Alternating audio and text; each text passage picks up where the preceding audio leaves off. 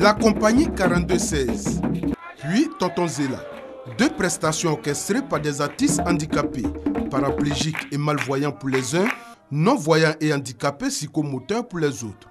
C'est ainsi que l'ambassade des États-Unis à Abidjan commémore la loi en faveur des handicapés aux États-Unis d'Amérique, 25 ans après sa promulgation.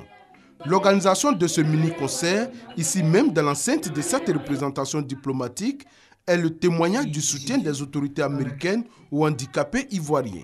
J'exprime l'espoir qu'ici en Côte d'Ivoire, il y aura des lois similaires qui permettent aux personnes vivantes avec un handicap d'avoir accès et d'exercer tous leurs droits civiques. Public visiblement heureux devant Kamanoué de la compagnie 4216 et qui ne tient plus sur son siège quand arrive Tonton Zéla. Des défavorisés de la société qui égayent des foules au même titre que les mieux portants, ce qui leur fait dire que l'acquisition de leurs pleins droits est une urgence. Ne serait-ce que nous imprégner davantage de ce qui est fait, comment les personnes vivant avec un handicap aux États-Unis se sont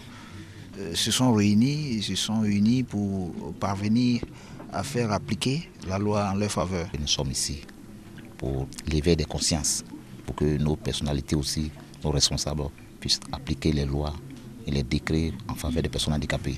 Le ADA, le American with Disability Act, ou loi relative aux Américains handicapés, est une loi qui affirme des droits civiques et interdit toute discrimination dans tous les domaines de la vie publique à l'encontre des personnes handicapées. Elle a été adoptée par le Congrès américain et promulguée le 26 juillet 1990 par George Bush père.